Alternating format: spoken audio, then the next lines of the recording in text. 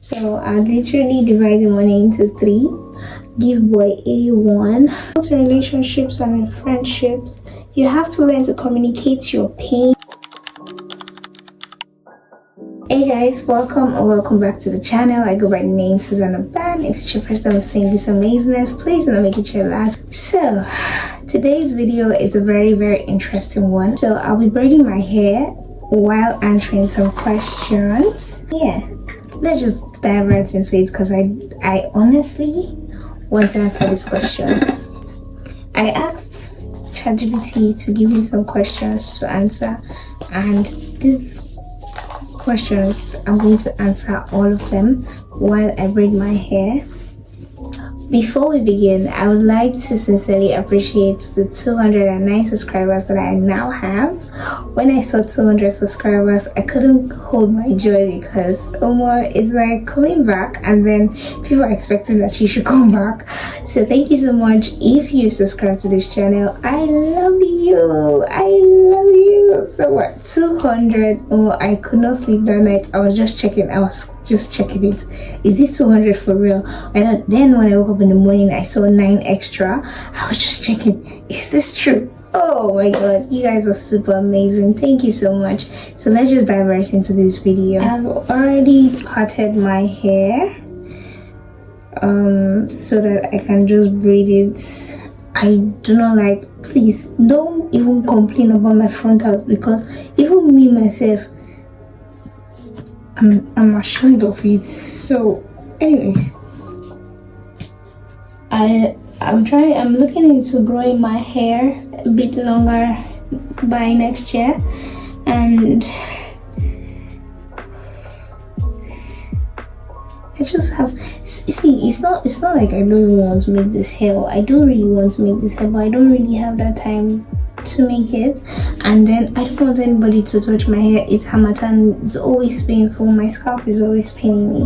So what am I even explaining? I would still braid this hair within the week, but for now, let me do my village people thing. Let me just braid it so that my wig can, sit properly on it. So in here, I mixed Mega Growth dandruff cream and then Mega Growth daily leave-in conditioner in it. Those are like the two products that I have been using for quite some time now. So yeah, this is better. It's just the pain to go and sit for someone to make my hair. That's just doing me like this. It shows that pain. I'll get over it soon enough. This might be the most awkward hair anybody has ever seen on the internet, but I really don't care. It's my bag, not yours. So yeah, I really don't care then. So the first question, I'll shake it a little. So I'm just going to speak them out random.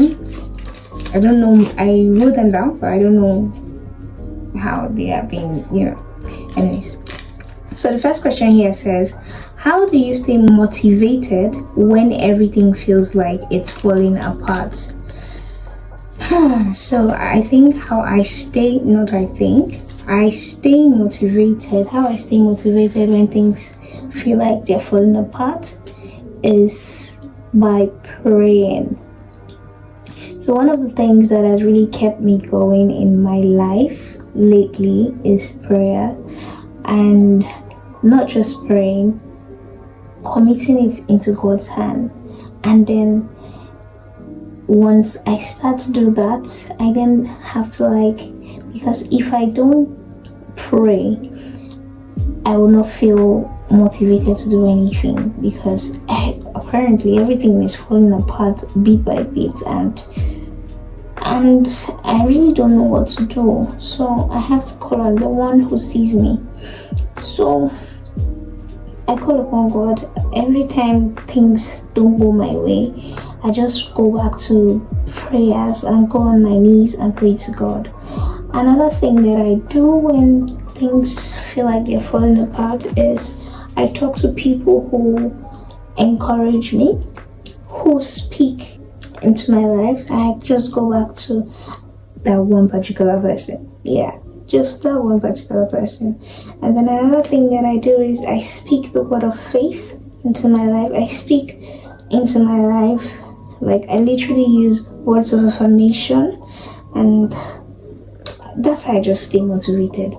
That's how I really just stay motivated, because once you don't feel motivated to do anything, you might just go into depression, and which is not really good for anybody. So yes, that is how I stay motivated. So the next question is, I have like 10 questions. What's one habit or mindset you've adopted that has helped you handle life's challenge better?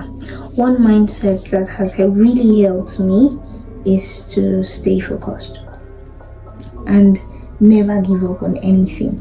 Never say you can't do it, or never say because one person is doing it I can't do the same thing.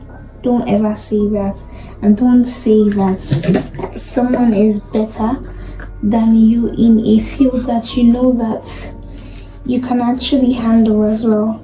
So never say never to anything. Don't say you can't do it. So I think that's how I've been able to handle that mindset has really helped me. So for every task that I get to do, I'm always telling myself you can do it, even if I know I don't have the technical skills, but I can learn it. As long as I can learn it, I can do it. So the next question here is, what's one life decision you made that completely changed your path, and do you have any regrets? Do you have any regrets about it? One life decision that I took was to stop being a people pleaser. So there was a time in my life when people pleasing was my thing, and then people saw it and then took advantage of it. And because I didn't want to hurt people in a way, I would always put them first instead of myself. And then when I do things for them and it doesn't go the way that I envision it, I begin to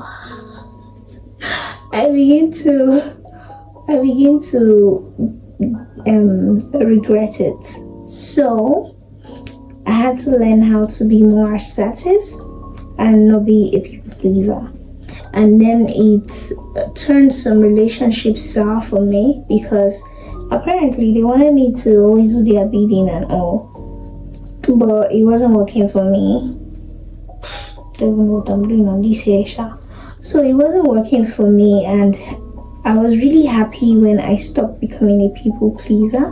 And I must tell you that I have no regrets, none at all. But the relationship that went sour, and the relationships that went sour, and every other thing that happened that came with it, I really have no regrets, because it has really helped me to know the person that I am. So that is that for that. Let's see how this magic will work. Another question here is, if you could talk to your future self 10 years from now, what's one question you'd want them to answer? Did we do it? Are we there yet? So that's the question. Are we there? Did we do it? Did we get the money? Did we get the bag? Did we get the fame? Did we get the 201 million subscribers? Did we get all of them? It's just one question. Are we there yet? Are we successful? So yeah, that'll be like my number one question to ask. So moving on.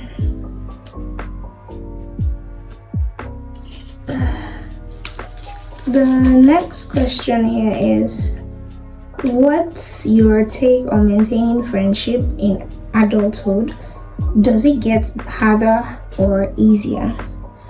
Oh, my take on maintaining friendship. We should all adopt the habit of speaking up, saying things when it hurts you, and not just putting them in your heart.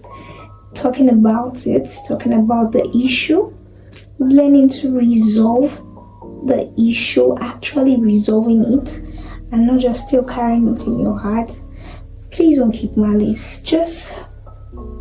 In fact, both in relationships and in friendships, you have to learn to communicate your pain, communicate that thing that you want the next person to actually know about. If this person has hurt you, you learn to communicate and let the person know that you are hurt, and don't carry baggages around, because this life is really too short to just carry things in your heart. So next question here is, what's a funny or embarrassing story from your dating life that you can laugh about now?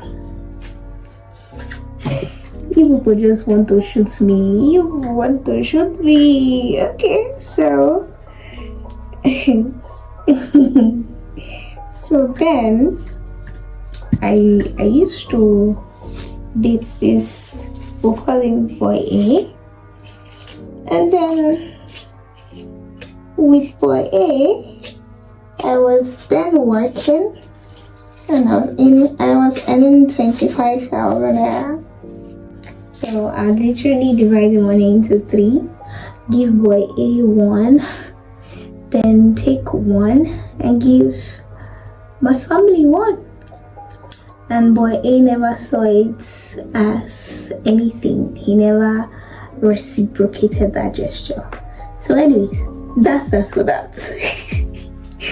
So another question here is,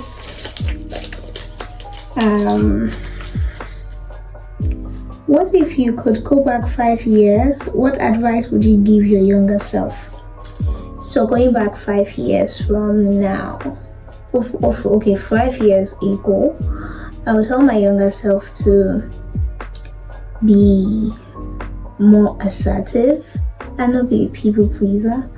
Be authentic.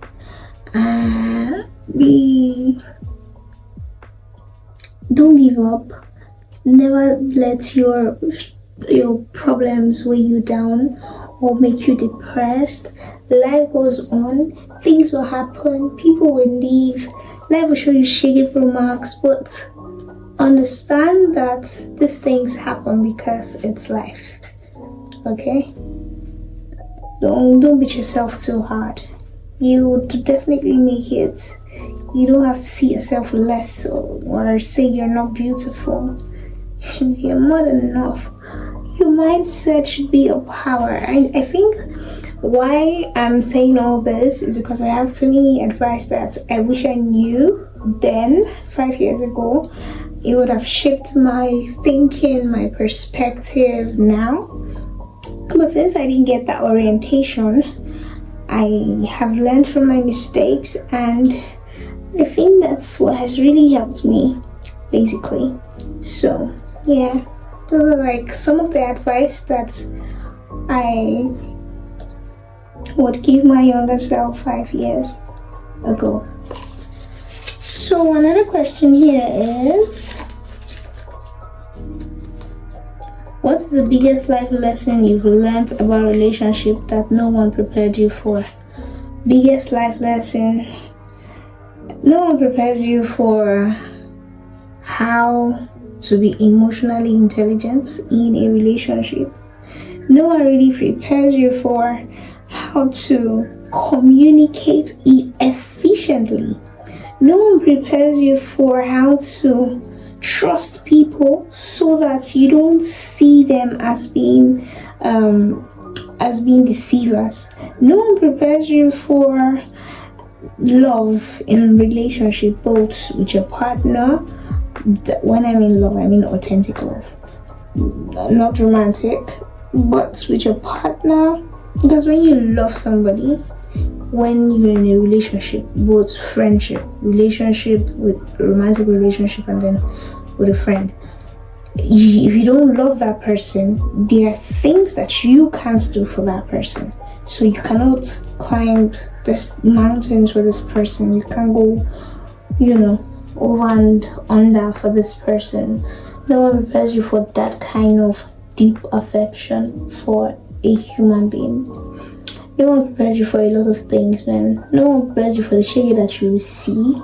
No one prepares you for especially forgiveness in a relationship, because you just have to forgive that human being over and over and over just to prove that you really truly love that person.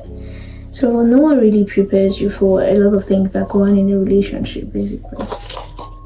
So we have 2 questions left, the second to the last. What is one thing people assume about you that isn't true, and how do you deal with it, with misconception? Honestly, to God, I don't really know what people assume about me. I've never really asked anybody. I've never really sat down to ask people, what do you assume about me? What do you think about me? Because I really, honestly, and truly, I'm not Saint Joe Daddy. Actually, I really don't care what people really assume about me. What you say to yourself or what you think about me, I feel like I've gotten to that stage that it's actually your business, not mine. If you don't tell me, I would never know. So you assume that I'm too good to be talking about some certain kind of topics or things. That's your problem. Me, I just want to really mind my business in this life. So another question is, have you ever experienced a major failure, and how did you bounce back from it? I will not call that major, I'll call it a mega failure because it was huge, it was humongous. So it all happened last year, and when it happened, I didn't know how to feel, because in the head of my mind, or the mind of my head, I was there already. There is nothing that was going to stop me. So when it happened, I was thrown aback. I lost, in fact, every single thing. I cried so much so that I gave the enemy so much chance to play with my mindset. I didn't want to go back, but I just had to get advice from one person that told me, you can do it, you go back, you do it again, and then anything that comes out of it, you know now that it's your fault. Because in this training, like I told myself, in this training, because it became a training that you have to do something over and over just to get it done perfectly. It became a training, and then I felt God was teaching me how to be patient. Even at that, even in that training, I have to learn more, even in that training. So bouncing back was not easy, because you have to go through that pain again, and going through that pain was not easy, because it was a lot. It took a lot from me, I would not lie. Bouncing back had to just be God's intervention. God just had to come into the picture to tell me, my daughter, it's for a purpose, it's for something beautiful that I want to do. So I was just there and got the motivation. Anytime those talks want to come into my head, there must be something to block it, because once I get those crazy thoughts, it's over. So I don't want the devil to come in and do anything. Okay, so I spoke to people about it. People really helped me this time around to actually go through this failure, and I'm still waiting on the testimony anyways. So Thank you so much, guys. This is my hair. This is my hair. Thank you so much for joining in this interesting questions that I got from ChatGPT. I really loved that I was able to express a little of myself in this video and a little of the things that I had to like express. It was just such an amazing time with you guys, and I must say that I'm thrilled to have you on my channel. Thank you so much. If it's your first time of seeing this amazing face, please don't make it your last. Click on that notification bell so you get notified whenever I drop a new video. Hit that subscribe button so that you stay subscribed and you be the first to know when I drop a new video. So from me to you, it's so much love. Bye guys.